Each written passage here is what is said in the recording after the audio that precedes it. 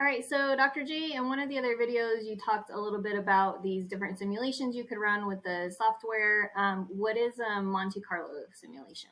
This is for the nerdy ones, all right? Just saying, this is like we're getting a little bit techie here. So here's how this works. You go into the financial planning software, that's under Plan tab. You put all your information in. And when you go to the retirement tab, it'll show you a percentage number. What's going on behind the scenes is what's called a Monte Carlo simulation. And what that is they run 1,000 simulations. The system does this automatically from like, oh my God, the market's awesome, better than it's ever been, ever, to, oh, it's terrible, like the world's coming to an end. All right. Now, what's going to happen is in that range, chances are one of those simulations is going to be right for you 20 years from now. Which one of those? I don't know. Like, there's no way to know. It's based on, historical data, what you put in, goals, all that. But it's saying, all right, if I try 1,000 different things, what happens? And now I'll have people go, well, the system gave me a score. And I don't want you to think about like a score being good, bad, but it'll say like 80%. And what 80% says is that in 80% of simulations, you didn't run out of money, which means you did fine. Because remember, you put all your goals in there. Like, so mine has like buy a boat in there. Like, if I take the boat out, it's much more likely that we're going to succeed. Like, it's just kind of how it works. But with the boat in there, which is a priority to me, it has to run it. So the way I like to look at it is 80% of the time, you didn't have to change anything. 20% of the time, you had to change something.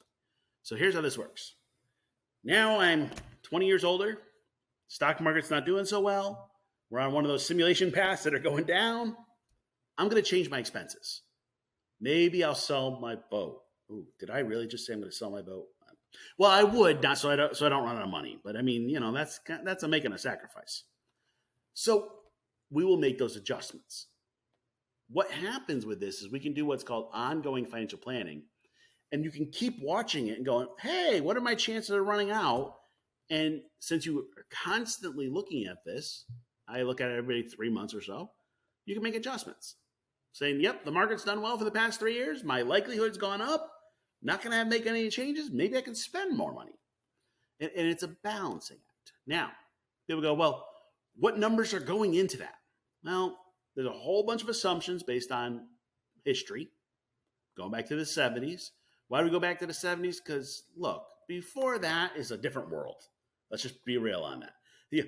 I mean, somebody could even argue going past 90s is a different world because the internet didn't exist. But let's go to the 70s, just kind of a cutoff. And then what it does is it takes all the information that you've linked your accounts, all your investments, all the taxes, tax laws, your expenses, what you're going to spend per month, what you're going to spend for Medicare, what you're going to spend for healthcare, what you're going to spend for long-term. It does all the math. And what you can do is you can go into actually where the extra tabs and see what money it's spending where. And it will also show you in the simulation 95% confidence, 25, and the median. Take the median. That's kind of like most likely what's going to happen. The others, wow, I'm going to be super rich or I'm going to be broke. One of the things I want you to watch out for, and this is specific to child-free or childless, is if your goal is not to give money to the next generation, which my nephews can have whatever's left over, like seriously, but I really don't care how much they get, then in the simulations, if you start like dying with lots of money left over, you probably made a mistake somewhere. The simulation's right, but you need to spend more money in your life. If you're looking at it and it says, I'm giving millions away when I die, we need to change something. The other thing you can do when you're working on these simulations, you can reach out to one of us. We can always run it through with you, and we can work through assumptions. Because I have people go, well, what about if? What if? And I'm like, that's all built in, but let me show you that. So part of what I'm trying to do is just like get you to stop worrying. Like I get people they're like, oh, when can I retire? Well, we can run a simulation. I can tell you if you can run out of money. And they go, well, the simulation says I'm fine. I go, yeah, I know. When you quit? And they're going, well, I don't know if I believe it. I'm like, oh. Well, I'm guessing too, just from the way that you're describing this, that if I have some really big goals that are kind of more fun or like kind of luxury purchases, like a big boat, and I know I've got that wiggle room of like, okay, if I am in this 20% where things go south, I have this boat that I have planned for that I could sell, even though it would break my heart. But I'm guessing that if you're not planning for like any huge goals like that, then you might want to wait for the confidence level to be up higher since you have less wiggle room. Is that right? Or Yes and no. So the thing is, because we're child free or childless, we could go back to work if we have to. We could change our life. We could downsize the house. We have more flexibility. I'm going, you know what? At what point do you feel comfortable taking a chance living your life? So we have a separate video on Die with Zero. And in the Die with Zero world, you'd go a pretty low confidence, like maybe even 50 or 60%.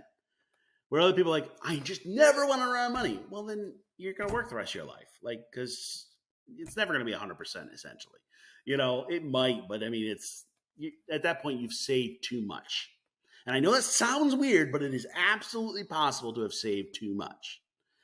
It's about a balance. So people go, well, how much money do I need to retire? Depends on your lifestyle. Depends on what's going on. Monte Carlo puts it all together and goes, you're good. Or, woo you're not retiring anytime soon.